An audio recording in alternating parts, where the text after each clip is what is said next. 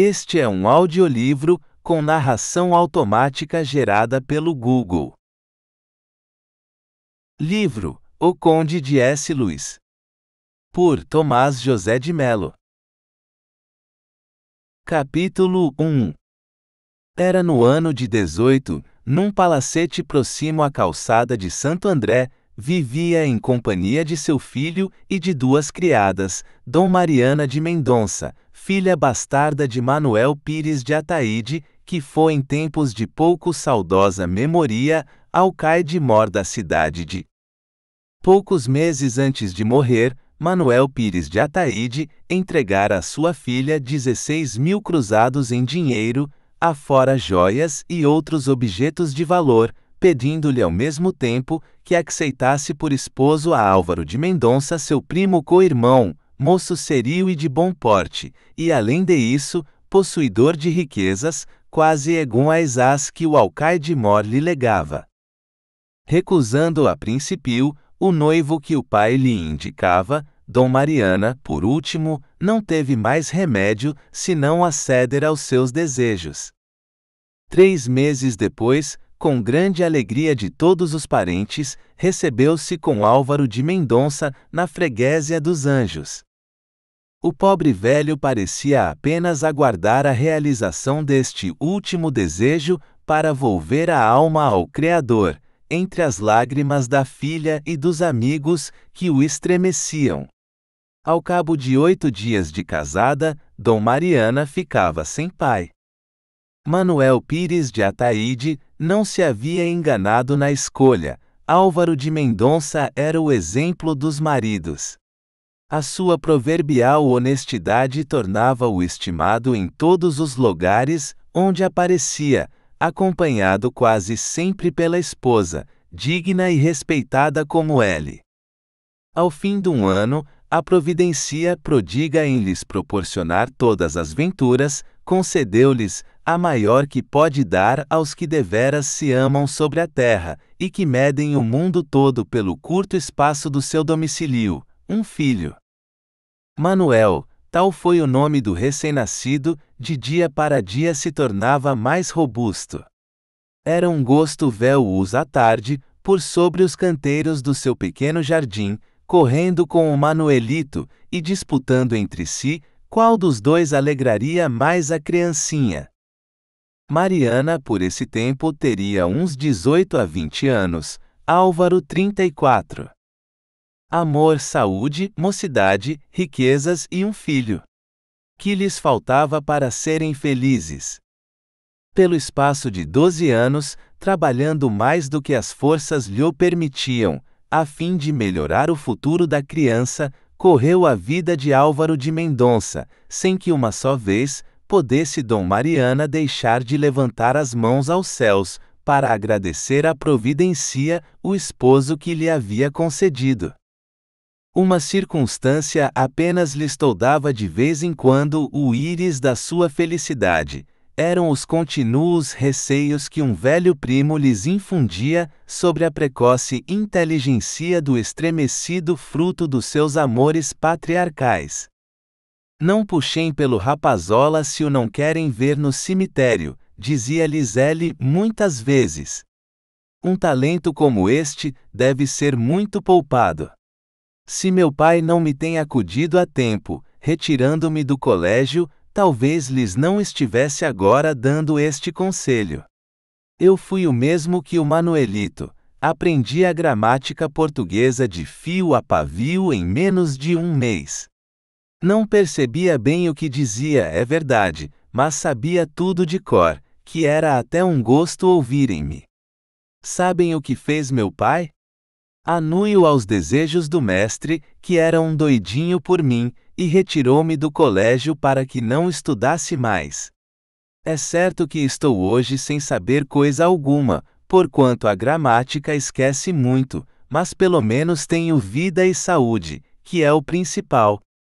A despeito destas e de outras judiciosas reflexões, Manuel continuou a frequentar a aula, onde era querido por todos os professores e condiscípulos.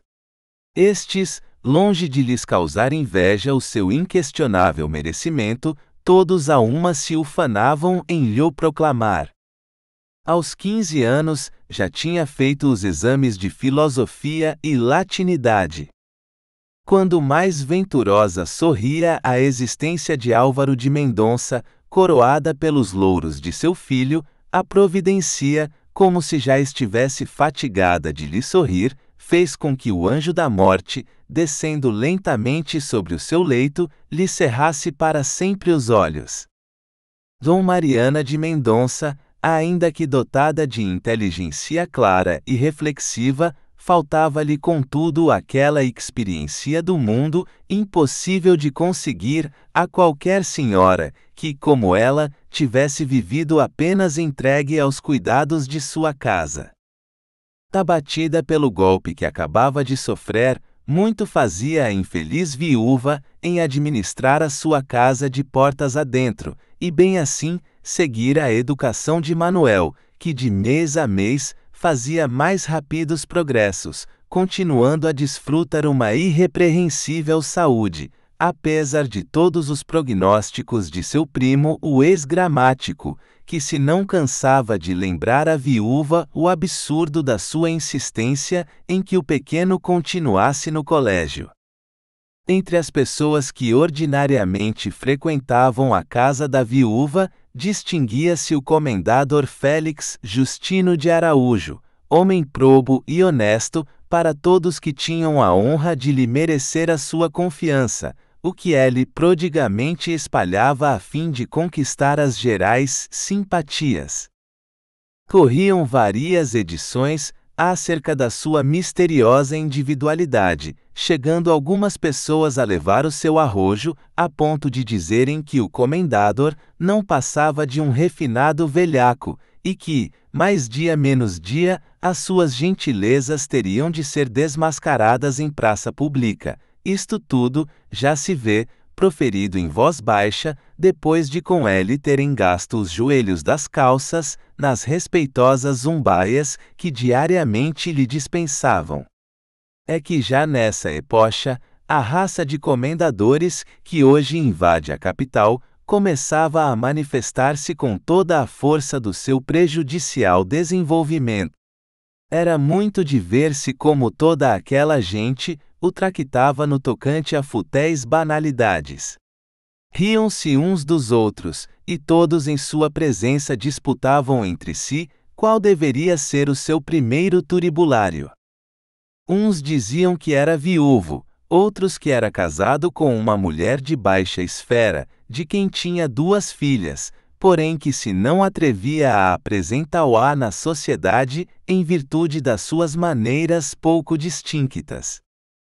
A sua riqueza ninguém ao certo a poderia saber, porém o faustuoso luxo com que se tractava levava a supor que enormes rendimentos havia herdado da sua nobre ascendência, cujos brasões nobiliários fariam estremecer de inveja qualquer puritano. Uma noite em que Dom Mariana de Mendonça se queixava amargamente de um certo procurador, lembrou-lhe uma das suas amigas que talvez lhe fosse conveniente entregar a administração da casa ao comendador, se ele porventura a isso estivesse resolvido, e que ela mesma lhe falaria a tal respeito.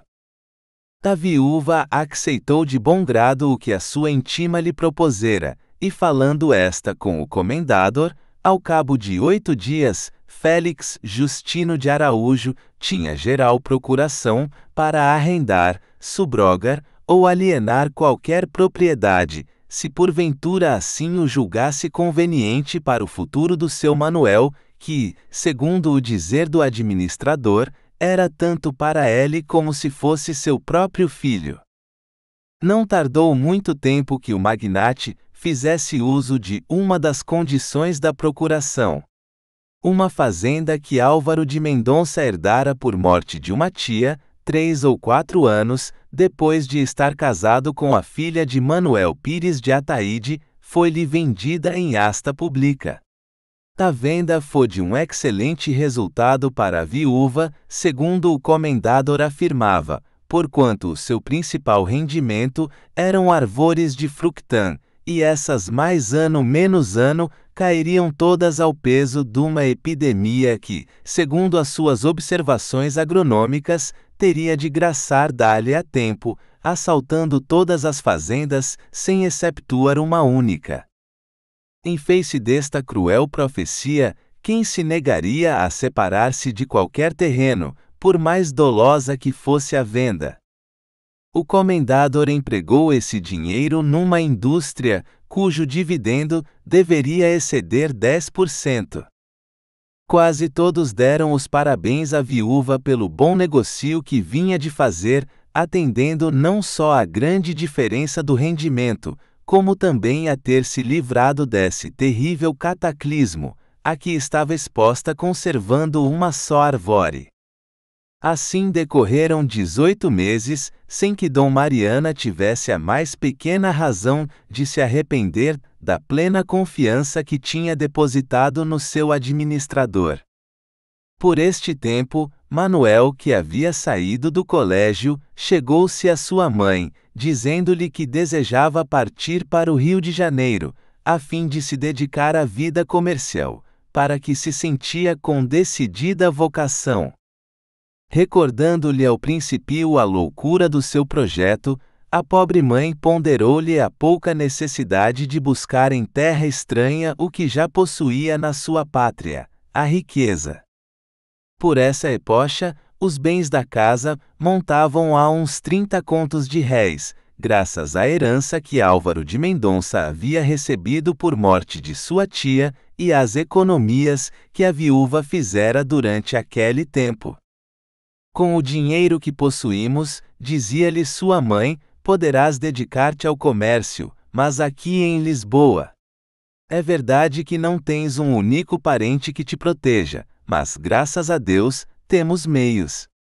Partires e deixares-me, filho, acho que será uma grande loucura, ajuntou ela, arrasando-se-lhe os olhos de lágrimas. Em todo o caso, farás o que te aprouver. Não quero que um dia me lances em rosto, que o muito amor que te consagro foi a causa de cortar a tua carreira. Nessa noite, quando apareceu o comendador, Dom Mariana manifestou-lhe os desejos de Manuel. Que vá, respondeu ele rapidamente. Seu filho é activo, audaz, inteligente e empreendedor. Pode um dia, se Deus o ajudar, vir a ser um grande homem. Não tenho filhos, acrescentou, porém, se um dia os tiver, nunca os hei de contrariar nas suas resoluções, se elas forem justas, como as de Manuel. Mas que precisão tem ele de expor a sua saúde, num clima tão perigoso? 30 contos, ou perto deles que possuímos, não será o suficiente para se viver em qualquer parte do mundo? Porém, se seu filho é ambicioso, e capricha em adquirir um capital pelo seu trabalho, é justo que sua mãe lhe impeça a sua determinação? Faça o que quiser, mas tome o meu conselho, deixe-o partir.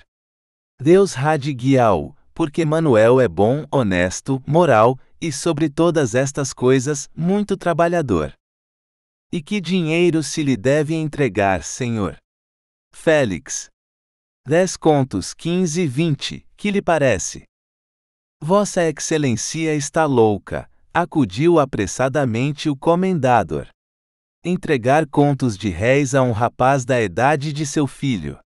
Lançar Manuel num país, como o Rio de Janeiro, proporcionando-lhe os meios de se perder. Nem por sombras. Quais contos de réis?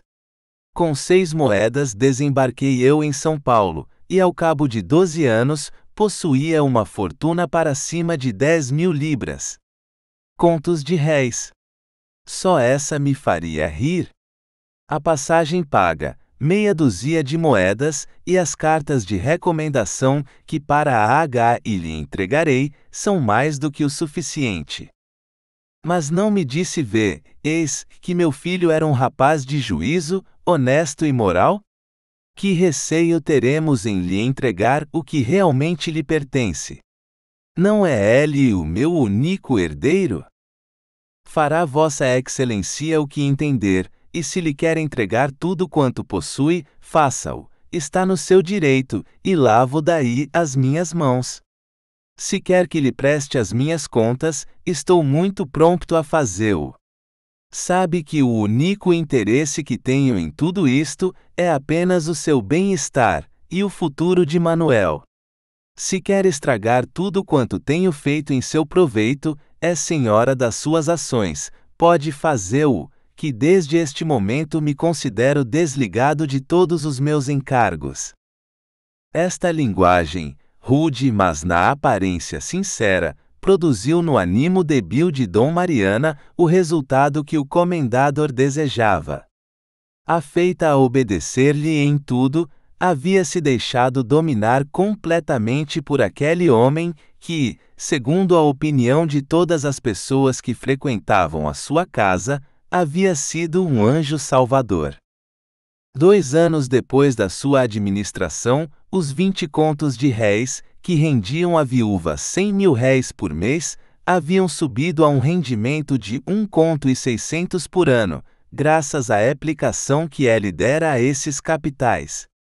Quanto ao produto da propriedade, era um segredo, que mais dia menos dia seria revelado como surpresa agradável. Que razão teria ela para o arguir de mau administrador?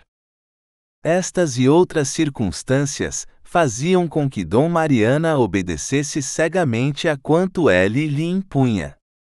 No dia imediato, Manuel chegou-se à sua mãe, a fim de saber o que se havia passado entre ela e o comendador.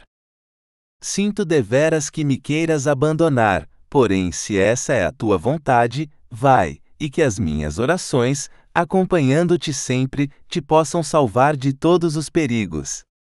Quanto a dinheiro ajuntou ela, esperançada em que o comendador se resolvesse a entregar-lhe maior quantia, dir-me res quanto necessitas. Nunca pedi contas nem à minha mãe nem ao senhor comendador, mas suponho que não farão grande diferença nos capitais que devemos possuir 4 ou 5 contos de réis para me estabelecer, mas ainda assim, se minha mãe supõe que essa quantia é muito avultada, contentar-me-ei com menos, ou por último com aquilo que julgarem conveniente. É tudo quanto tenho a dizer-lhe, acrescentou ele, pregando os olhos no olhar turvo e entristecido de Dom Mariana. No dia seguinte, a viúva foi ao escritório do comendador e contou-lhe o que passara com Manuel. Félix de Araújo, depois de a ter escutado, insistiu serenamente em que seria uma grande loucura entregar a seu filho uma quantia superior a essa de que tinham falado na véspera, repetindo, porém, que estava no seu direito de fazer o que lhe aprouvesse. Todos os espíritos, por mais débeis que sejam, têm um momento na vida em que uma circunstância ou um milagre providencial lhes dardeja um raio de valor. A maneira, o gesto, o olhar com que a viúva fitou o comendador foram suficientes para que ele compreendesse que todos os esforços seriam inúteis. Dom Mariana estava resolvida a entregar a seu filho a quantia que ele lhe havia, se não pedido, pelo menos indicado. Não havia remédio. Era forçoso entregar esse dinheiro no momento em que lhe fosse exigido, para que se não realizassem certos boatos que lhe tinham chegado aos ouvidos, de que mais dia, menos dia, as suas gentilezas seriam desmascaradas. Seja o que Vossa Excelência quiser, disse ele, depois de alguns instantes de reflexão. Que quantia quer? 4 a 5 contos de réis. Como tudo o que possuo é em dinheiro, não haverá dúvida em os receber por estes 8 dias. 8 dias, replicou o comendador, simulando grande tranquilidade de ânimo, hoje mesmo se Vossa Excelência quiser. Não tenho mais trabalho do que tira-o daquele cofre, ajuntou ele, apontando para um grande armário de ferro. Posso, portanto, ficar tranquila? Pode, mas lembre-se, minha senhora, que vai fazer a desgraça de seu filho. Conheço o Rio de Janeiro, e sei o que pode suceder a um rapaz da idade de Manuel, achando-se possuidor de semelhante quantia. Será o que Deus quiser, respondeu a viúva, despedindo-se. Que momentos depois, cometesse a indiscrição de o espreitar, no pequeno gabinete do escritório, conheceria imediatamente pela sua perturbação, que os 30 contos de réis em que consistia a fortuna daquela família não estavam tão seguros quanto ela os julgava. 8 dias depois, quando tudo estava preparado para a viagem de Manuel, sua mãe dirigiu-se à casa do comendador, a fim de receber os 5 contos de réis, e encontrou-o sereno e bem disposto, mas insistindo ainda em que tão grande quantia seria prejudicial a um moço inexperiente como seu filho. Já disse ao senhor comendador o que tinha a dizer-lhe, respondeu D. Mariana, sentando-se tranquilamente a seu lado. Visto não haver meio algum de a convencer, queira Vossa Excelência ter a bondade de me passar um recibo desse dinheiro. Levantando-se serena e flegmaticamente, o comendador dirigiu-se ao armário de ferro, tirou de dentro dele um pequeno cofre e colocou-o sobre a secretaria de que D. Mariana se tinha aproximado para passar o recibo. O comendador, depois de contar os maços de notas de 10 moedas, pôs junto de D. Mariana os que prefaziam a quantia exigida. Neste momento, a viúva acabava de assignar o recibo.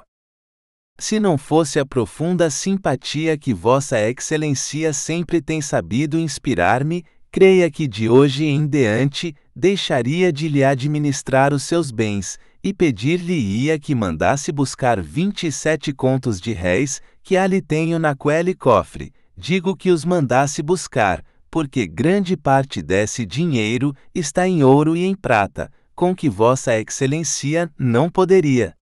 Não o faço, porque além de todas as outras circunstâncias, afeiçoei-me ao Manuel, mais do que se ele fosse meu próprio filho, como já uma vez lhe disse. Se algumas desconfianças começassem a agitar o espírito da viúva, todas se desvaneceriam em presença desta cena. Havia uma dupla intenção nas palavras do comendador. A primeira é inspirar à viúva profunda confiança no depósito dos seus capitais. A segunda, evitar ainda a entrega dos 5 contos de réis. A primeira saiu-lhe bem, a segunda não foi tão favorável. Então quando é a saída da galera? Perguntou ele a D. Mariana. Amanhã, às 2 horas da tarde. Não me comprometo a ir ao Botafora. Ser-me-ia penoso acompanhá-o ao começo da estrada da sua infelicidade. Será o que Deus quiser, respondeu tristemente a pobre mãe, pegando nos maços de notas e metendo-os dentro do seu saco de veludo. 5 minutos depois, acompanhada pelo comendador, entrava D. Mariana para uma sege e seguia caminho de casa. No dia seguinte, às 2 horas da tarde, desprendendo-se dos braços de sua mãe, entrava Manuel de Mendonça na galera Boa Ventura, e ao cair da tarde, perdia de vista o que há de mais caro na vida, mãe e pátria.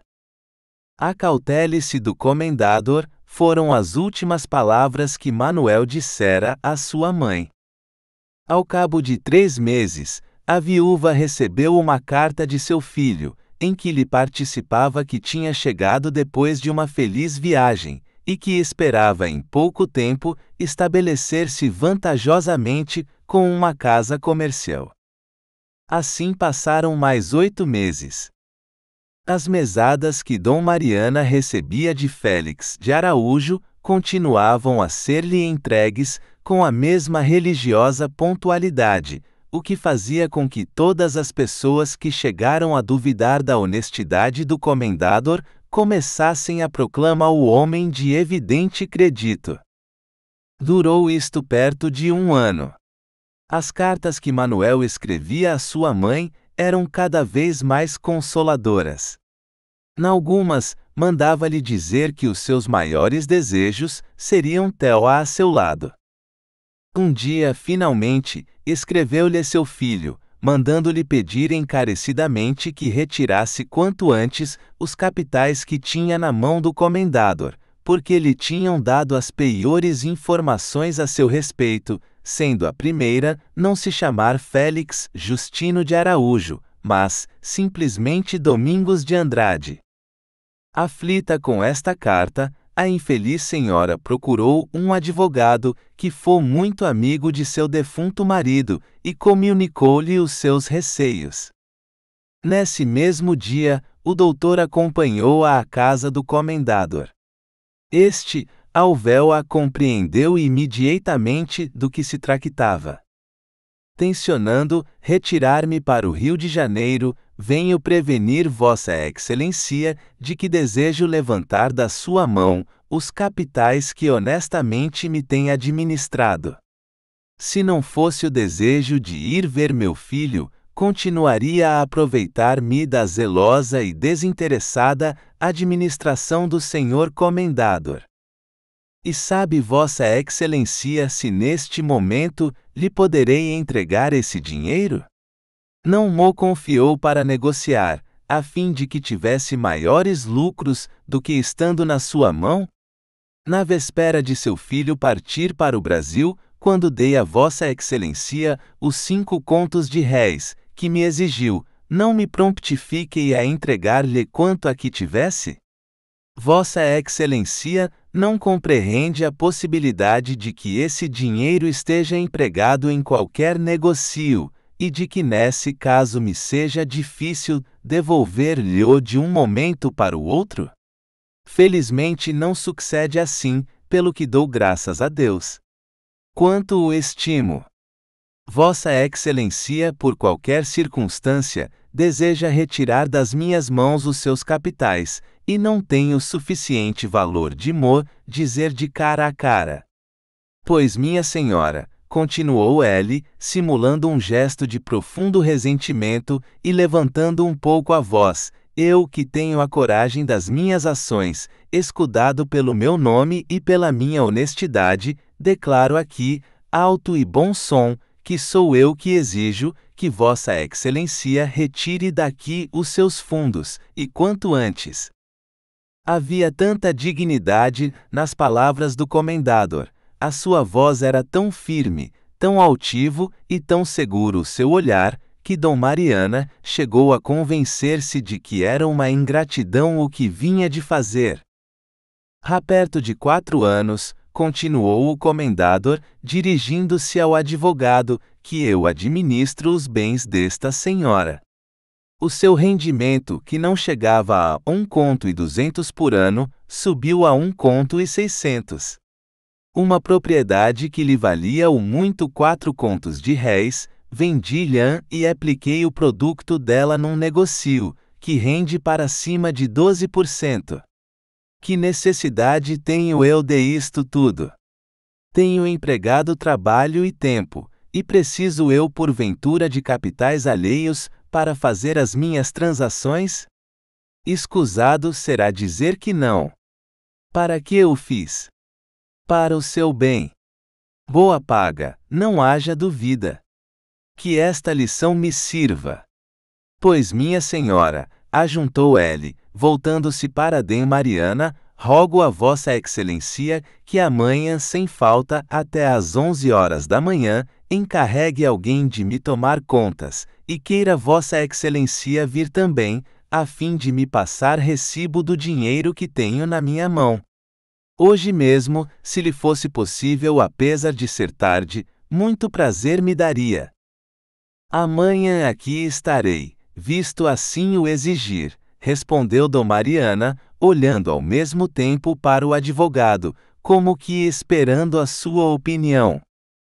Sendo 11 horas aqui viremos, disse o jurisconsulto, despedindo-se do comendador. Que lhe pareceu? Perguntou a viúva, ao chegarem à porta da rua. Um homem honesto, ferido pela ingratidão que acaba de receber, respondeu flegmaticamente o doutor. Em todo o caso, acrescentou ele, faça Vossa Excelência o que quiser, sendo 10 horas estarei em sua... Esperamos que você tenha gostado desta prévia. Para continuar ouvindo este audiolivro no Google Play Livros, use o link na descrição do vídeo.